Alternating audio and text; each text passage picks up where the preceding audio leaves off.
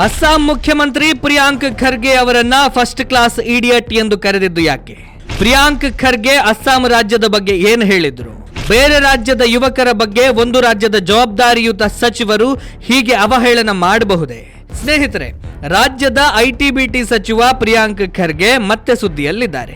ಈ ಬಾರಿ ಸುದ್ದಿಯಾಗಿದ್ದು RSS ವಿಚಾರಕ್ಕಲ್ಲ, ಇನ್ನೊಂದು ರಾಜ್ಯದ ಯುವಕರ ಟ್ಯಾಲೆಂಟ್ ಬಗ್ಗೆ ಮಾತನಾಡಿದ ಕಾರಣಕ್ಕೆ. ಈ ಕಾರಣಕ್ಕಾಗಿ ಆ ರಾಜ್ಯ ಅಂದರೆ ಅಸ್ಸಾಂನ ಮುಖ್ಯಮಂತ್ರಿಗಳೇ ಪ್ರಿಯಾಂಕ್ ಖರ್ಗೆ ವಿರುದ್ಧ ಗರಂ ಆಗಿದ್ದಾರೆ. ಪ್ರಿಯಾಂಕರನ್ನ ಫಸ್ಟ್ ಕ್ಲಾಸ್ ಇಡಿಯಟ್ ಅಂತ ಕರೆದಿದ್ದಾರೆ. ಅವರ ವಿರುದ್ಧ ಕೋರ್ಟಿನಲ್ಲಿ ಕೇಸ್ ದಾಖಲಿಸಲು ಮುಂದಾಗಿದ್ದಾರೆ. ಅಷ್ಟಕ್ಕೂ ಆಗಿದ್ದೇನು ಗೊತ್ತಾ? ಒಂದು ರಾಜ್ಯದ ಮುಖ್ಯಮಂತ್ರಿ ನಮ್ಮ ರಾಜ್ಯದ ಸಚಿವರ ಮೇಲೆ ಇಷ್ಟು ಆಕ್ರೋಶಿತರಾಗಲು ಕಾರಣವೇನಿರಬಹುದು? ಪ್ರಿಯಾಂಕ್ ಖರ್ಗೆ ಅಸ್ಸಾಂ ರಾಜ್ಯದ ಯುವಕರ ಬಗ್ಗೆ ಏನೆಂದು ಹೇಳಿದ್ರು?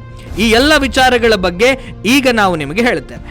ಪ್ರಿಯಾಂಕ್ ಖರ್ಗೆ ಅವರು ಕೇಂದ್ರ ಸರ್ಕಾರದ ಸೆಮಿಕಂಡಕ್ಟರ್ ಹೂಡಿಕೆ ಯೋಜನೆಗಳ ಕುರಿತು ಮಾಧ್ಯಮಗಳೊಂದಿಗೆ ಮಾತನಾಡುವ ವೇಳೆ ಏನು ಹೇಳಿದ್ರು ಅನ್ನೋದನ್ನ ನೋಡಿಕೊಂಡು ಬನ್ನಿ.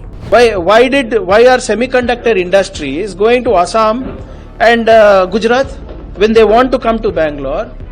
I have raised this issue before. All the investment that is coming to Karnataka is being arm twisted by the central government to go to Gujarat. What is there in Gujarat? Is there talent there? What is there in Assam? Is there talent there? Priyank Kharge ಅವರ ಮಾತಿಗೆ ಕೆರಳಿ ಕೆಂಡವಾದ ಅಸ್ಸಾಂ ರಾಜ್ಯದ ಮುಖ್ಯಮಂತ್ರಿಗಳಾದ ಹಿಮಾಂತ ಬಿಸ್ವಾ ಸರ್ಮಾ ಅವರು ಏನು ಹೇಳಿದ್ರು ಅಂತ ಒಮ್ಮೆ ನೋಡಿ. Priyank Kharge is a first-class idiot. He has insulted Assamese youth, and Congress has not yet condemned Priyank Kharge. Perhaps we might file a case against him because he has said that Assam doesn't have educated, competent youth. That is an insult to entire Assamese youth. So we are considering whether a case can be filed against him in the court of law. But let me say, he is a first-class idiot. Priyank Kharge ಅವರ ಮಾತಿಗೆ ಅಸ್ಸಾಂನ BJP ಕೂಡ ಖಾರವಾಗಿ ಪ್ರತಿಕ್ರಿಯೆ ನೀಡಿದೆ. Boot ನೆಕ್ಕುವುದು ಮತ್ತು ರಾಹುಲ್ ಗಾಂಧಿ ಅವರ ಸಾಕು ನಾಯಿಗೆ ಬಿಸ್ಕೆಟ್ ಹಾಕುವುದನ್ನ ಟ್ಯಾಲೆಂಟ್ ಎನ್ನುವುದಾದರೆ, ದೇವರ ದಯೆಯಿಂದ ಅಸ್ಸಾಂನ ಜನತೆ ಟ್ಯಾಲೆಂಟ್ ಲೆಸ್ಸೇ ಆಗಿದ್ದಾರೆ. ಮಿಸ್ಟರ್ ಜೂನಿಯರ್ ಖರ್ಗೆ ಅವರೇ, ನೀವು ಮಲ್ಲಿಕಾರ್ಜುನ ಖರ್ಗೆ ಅವರ ಮಗ ಎನ್ನುವುದನ್ನು ಹೊರತುಪಡಿಸಿ ಬೇರೆ ಯಾವ ಕೌಶಲ್ಯ ನಿಮ್ಮ ಬಳಿ ಇದೆ ಅಂತ ಹೇಳಿ ಅಸ್ಸಾಂ ಬಿಜೆಪಿ ತನ್ನ ಎಕ್ಸ್ ಖಾತೆಯಲ್ಲಿ ಪೋಸ್ಟ್ ಮಾಡಿದೆ.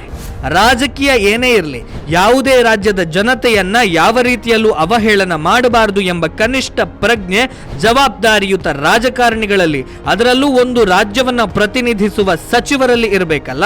ಈ ಕನಿಷ್ಠ ಪ್ರಜ್ಞೆ ಇಲ್ಲದಿದ್ದರೆ ಈ ರೀತಿಯ ಖಾರವಾದ ಪ್ರತಿಕ್ರಿಯೆಯನ್ನ ಎದುರಿಸಬೇಕಾಗತ್ತೆ. ಅಷ್ಟಕ್ಕೂ ಅಸ್ಸಾಂ ಸೇರಿದಂತೆ ಈಶಾನ್ಯ ರಾಜ್ಯಗಳು ಇಷ್ಟು ವರ್ಷಗಳು ಬೆಳೆಯದಂತೆ, ಅಭಿವೃದ್ಧಿಯನ್ನ ಕಾಣದಂತೆ ತಡೆಹಿಡಿದವರು ಯಾರು ಎಂಬ ಪ್ರಶ್ನೆಗೆ ಉತ್ತರ ಹುಡುಕುತ್ತಾ ಹೋದರೆ ಕೊನೆಗೆ ಬಂದು ನಿಲ್ಲುವುದು ನಿಮ್ಮದೇ ಬುಡದಲ್ಲಿ, ಅಂದರೆ ಕಾಂಗ್ರೆಸ್ ಪಕ್ಷದ ಬುಡದಲ್ಲಿ. ಸೆಮಿಕಂಡಕ್ಟರ್ಗಳನ್ನ ತಮ್ಮ ರಾಜ್ಯಕ್ಕೆ ಯಾಕೆ ಕೊಡಲಿಲ್ಲ ಎಂದು ಹೇಳುವುದು ಸರಿಯಾಗಿಯೇ ಇದೆ. ಆದರೆ ಕೇಳುವ ಭರದಲ್ಲಿ ಇನ್ನೊಂದು ರಾಜ್ಯವನ್ನ ಅವಹೇಳನ ಮಾಡುವುದು, ಅಲ್ಲಿನ ಯುವ ಜನತೆಯ ಪ್ರತಿಭೆಗೆ ಅವಮಾನವನ್ನು ಮಾಡುವುದು ಯಾವ ರಾಜಕಾರಣಿಗಳಿಗೂ ಶೋಭೆ ತರುವಂಥದ್ದಲ್ಲ. ಸನ್ಮಾನ್ಯ ಪ್ರಿಯಾಂಕ್ ಖರ್ಗೆ ಅವರು ತಮ್ಮ ಕೌಶಲ್ಯವನ್ನ ಪ್ರದರ್ಶಿಸಿ ಕರ್ನಾಟಕಕ್ಕೆ ಅತ್ಯಂತ ಹೆಚ್ಚು ಐಟಿ ಸೆಕ್ಟರ್ ಇಂಡಸ್ಟ್ರಿಗಳನ್ನು ತಂದರೆ ಕರ್ನಾಟಕದ ಜನತೆ ಖುಷಿ ಪಡುತ್ತಾರೆ ಹೊರತು ಇಂತಹ ಹೇಳಿಕೆಗಳಿಗಲ್ಲ. ಸ್ನೇಹಿತರೆ, ಇದಿಷ್ಟು ವಿಷಯ. ಮುಂದೆ ಮತ್ತೊಂದು ವಿಷಯದ ಜೊತೆಗೆ ನಿಮ್ಮ ಮುಂದೆ ಬರ್ತೇನೆ. ಅಲ್ಲಿಯವರೆಗೆ ನಮಸ್ಕಾರ.